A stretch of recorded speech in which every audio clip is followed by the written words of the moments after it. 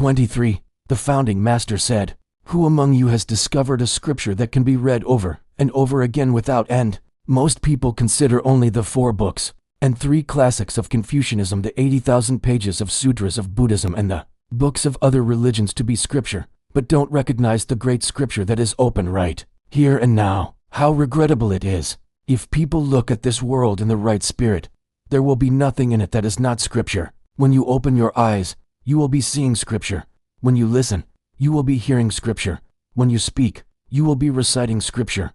When you act, you will be applying scripture. Anytime and anywhere, this scripture will unfold without end. Generally speaking, what we call scripture explains the 2 aspects of human affairs and universal principles. Human affairs are to be analyzed in terms of right and wrong, benefit and harm, universal principles in terms of great and small, being and non-being. Hence, scripture guides us to choose the right direction in our lives and to follow the way of humanity. Even if you look at all the scriptures of Confucianism and Buddhism, and all the writings of other religions, they will not diverge from this. However, human affairs and universal principles do not derive from the written word. Rather, the whole world is in fact human affairs and universal principles. Our entire human life is contained within them.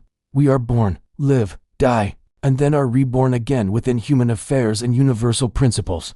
Thus, our lives have a profound and inescapable relationship to human affairs and universal principles, and the world is an open scripture on human affairs and universal principles. In this scripture, we must critically observe the numerous human affairs that are right and wrong, wholesome and unwholesome, so that we may choose and carry out righteous and beneficial affairs and abandon wrongful and detrimental affairs.